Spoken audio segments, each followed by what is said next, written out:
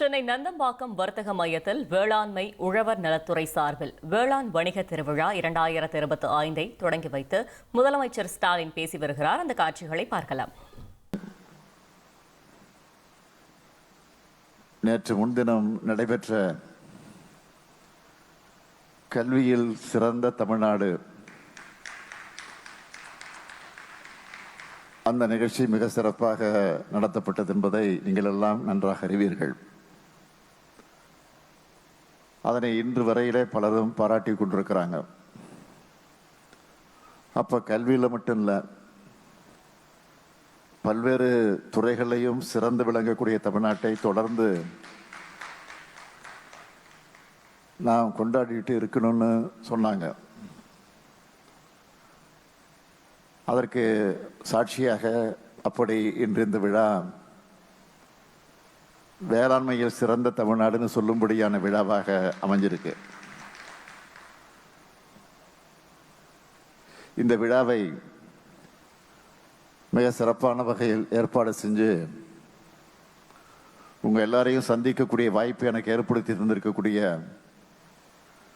மாண்புமிகு இந்த துறையினுடைய அமைச்சர் MRK பன்னீர்செல்வம் அவர்களுக்கு என்னுடைய வாழ்த்துக்களையும் பாராட்டுக்களையும் நன்றியும் நான் தெரிவித்துக் கொள்கிறேன். வேளாண் விளைபொருட்களை நேரடியாக சந்தைப்படுத்திட இந்த கண்காட்சியும் கருத்தரங்கங்களும் விவசாயிகளுக்கு நல்ல வாய்ப்பாக அமைஞ்சிருக்கு. இந்த முன்னெடுப்பு விவசாயிகளுக்கு புதிய சாகுபடி முறைகள் மற்றும் வேளாண் வணிக வாய்ப்புகளை பற்றி தெரிந்து கொள்வதற்கான முக்கிய தளமாக இது அமைந்திருக்கு.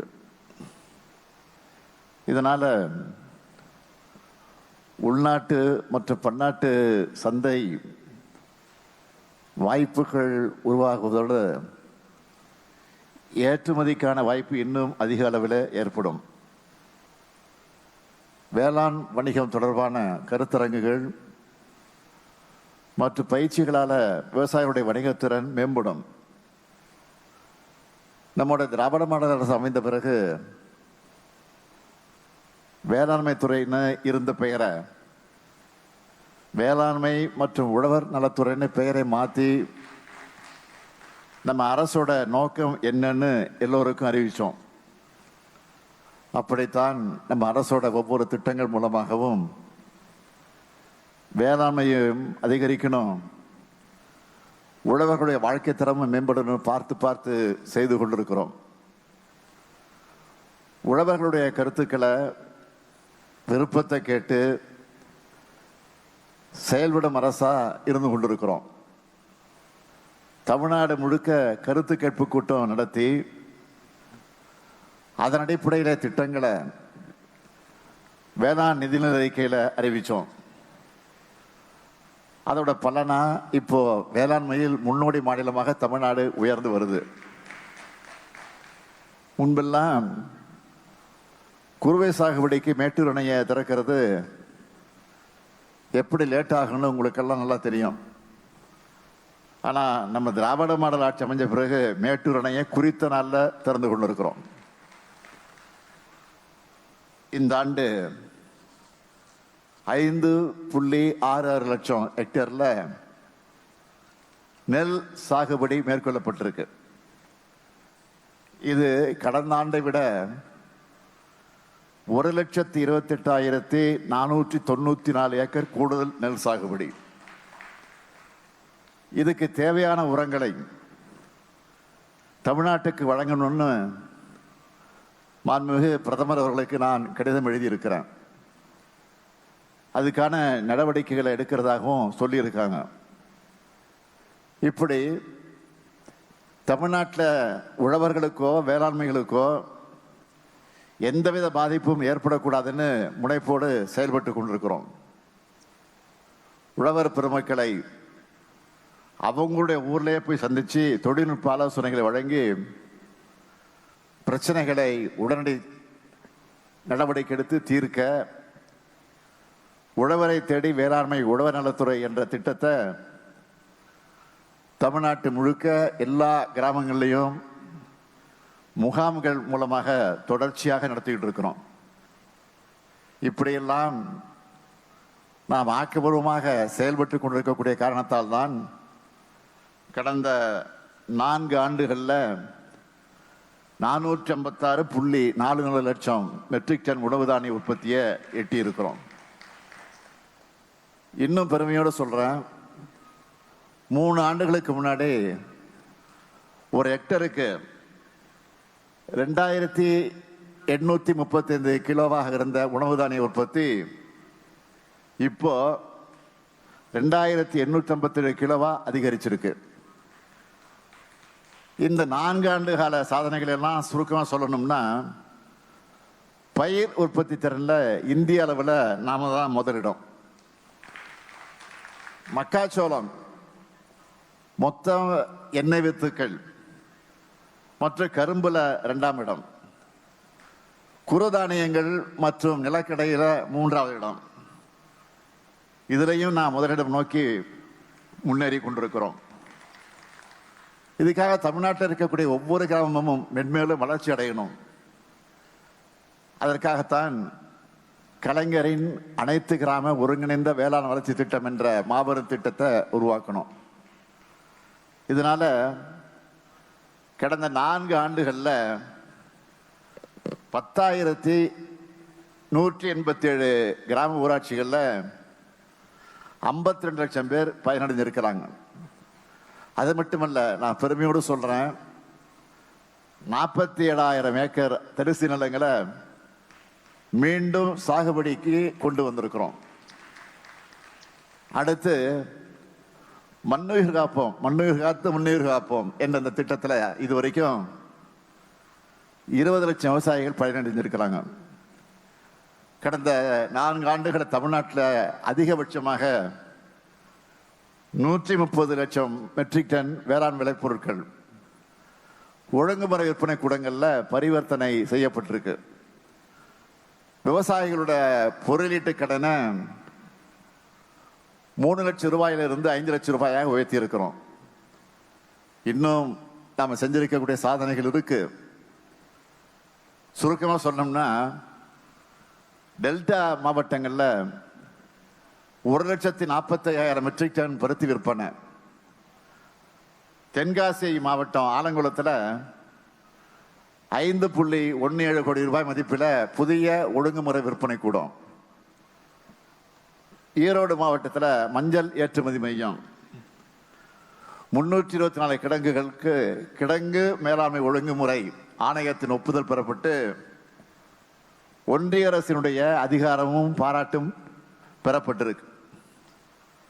தமிழ்நாடு முழுவதும் வர்த்தகம் மேற்கொள்ள 8,366 வணிகர்களுக்கும் 7,745 உழவர் உற்பத்தியாளர் நிறுவனங்களுக்கும் ஒன்றுபட்ட ஒற்றை உரிமம், 285 கோடி ரூபாயில ஒழுங்குமுறை விற்பனை கூடங்களில் கட்டமைப்பு வசதிகள், 14 புதிய உழவர் சந்தைகள், ஏற்கனவே இருந்த 125 உழவர் சந்தைகள்னு புனரமைப்பு பணிகள்னு செஞ்சிருக்கிறோம்.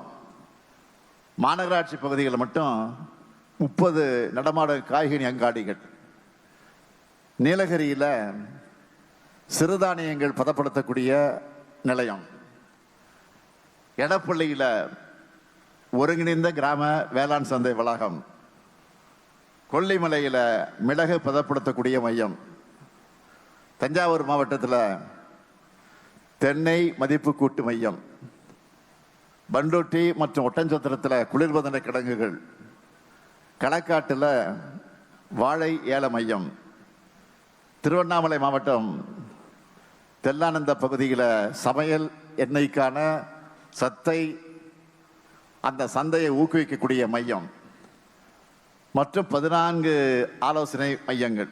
உழவர் உற்பத்தியாளர் நிறுவனங்கள் வணிகம் செய்ய 73 கோடி ரூபாய் நிதி உதவி, மாநகராட்சிகளில் 30 சிறப்பு அங்காடிகள், உழவர் உற்பத்தியாளர் நிறுவனங்கள் புதுசா தொழில் தொடங்க 53 கோடி ரூபாய் மானியம். 8355 விவசாயிகள் மற்றும் வேளாண் தொழில் முனைவோர்களுக்கு பல்வேறு வேளாண் உட்கட்டமைப்பு வசதிகள். அதுக்காக 2911 கோடி ரூபாய் கடன் உதவி. விளைவீழ்ச்சி காலங்களில் விவசாயிகளை பாதுகாக்க இதுவரை 11,197 மெட்ரிக் டன் பச்சை பயிறு, 1006 மெட்ரிக் டன் உளுந்து, 33 மெட்ரிக் டன் துவரை, 1467 லட்சம் மெட்ரிக் டன் கொப்பரை ஆகியவை குறைந்தபட்ச ஆதரவு விலையில கொள்முதல். திருநெல்வேலி மாவட்டம் கங்கை கொண்டானில் மெகா உணவு பூங்கா, கடலூர், கிருஷ்ணகிரி, சேலம், திருவண்ணாமலை, திண்டுக்கல், தேனி, மதுரையில் சிறிய உணவு பூங்கா. மாநிலத்தில் தனித்துவமான 40 விளைபொருட்களுக்கு புவிசார் குறியீடு பெற விண்ணப்பிக்கப்பட்டு இதுவரை சோழவந்தான் வெற்றில, பண்டூட்டி பலா, புளியங்குடி எலுமிச்சை, விருதுநகர் சம்பா, வத்தல் உள்ளிட்ட 7 விளைபொருட்களுக்கு புவிசார் குறியீடு. மீதம் 33 பொருட்களுக்கு விரைவில் பெற நடவடிக்கை எடுத்துக்கொண்டிருக்கிறோம். முந்திரி தொழிலில் ஈடுபட்டிருக்கக்கூடிய தொழிலாளர்களின் நலன்களை பாதுகாக்க தமிழ்நாடு முந்திரி வாரியம் என தனி அமைப்பு கடந்த 4 ஆண்டுகளில் இயற்கை இடர்பாடுகளால் ஏற்பட்ட பயிர் சேதங்களுக்கு நிவாரணமாக 21 லட்சம் விவசாயிகளுக்கு 1630 கோடி ரூபாய், பயிர் காப்பீட்டு திட்டத்தில் 32 லட்சம் விவசாயிகளுக்கு 5720 கோடி ரூபாய் இழப்பீட்டுத் தொகை, கூடுதல் நெல் கொள்முதல் நிலையங்கள் திறப்பு, நெல்லுக்கு வழங்கப்பட்ட மாநில அரசின் ஊக்கத்தொகையும் உயர்த்தப்பட்டிருக்கு. 2025-26 ஆண்டுக்கு ஒன்றிய அரசு நெல்லுக்கு அறிவித்த குறைந்தபட்ச ஆதரவு விலை விவசாயிகளுக்கு போதுமானதாக இல்லாத காரணத்தால் தமிழ்நாடு அரசு குவிண்டாலுக்கு குறைந்தபட்சம் 2500 ரூபாயை விவசாயிகள் பெறக்கூடிய வகையில் சாதாரண ரகத்துக்கு 131 ரூபாய், சன்ன ரகத்துக்கு 156 ரூபாயும் உயர்த்தி வழங்கியிருக்கு. கரும்பு விவசாயிகளுக்கு டன் ஒன்றுக்கு 349 ரூபாய் சிறப்பு ஊக்கத்தொகையாக அறிவிக்கப்பட்டு 297 கோடி ரூபாய் நிதி ஒதுக்கீடு செய்யப்பட்டு தமிழ்நாட்டில் கரும்பு விலை மெட்ரிக் டன்னுக்கு 3500 ரூபாயாக உயர்த்தி வழங்கப்படுது.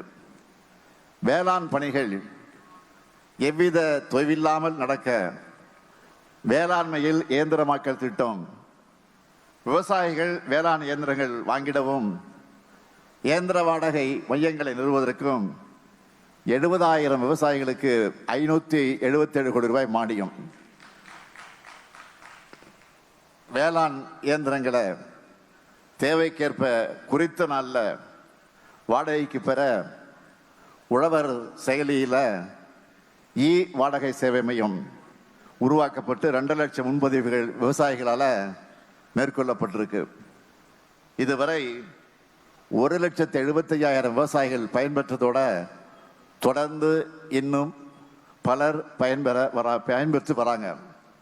தஞ்சாவூர், நாகப்பட்டினம், திருவாரூர், மயிலாடுதுறை, கடலூர், திருச்சி மற்றும் அரியலூர் ஆக 7 மாவட்டங்களை உள்ளடக்கிய காவேரி, வெண்ணாறு, வெள்ளாறு அதனுடைய வடிநில பகுதிகளையும் கல்லணை கால்வாய் பாசன பகுதிகளையும் இதுவரை 29 கோடியே 48 லட்சம் ரூபாய் செலவில் 8370 கிலோமீட்டர் நிலத்துக்கு சி மற்றும் டி பிரிவு கால்வாய்களை தூர்வாரக்கூடிய பணிகள் முடிக்கப்பட்டு கடைமடைக்கும் பாசனம் நீர் செல்வது உறுதி செய்யப்பட்டிருக்கு.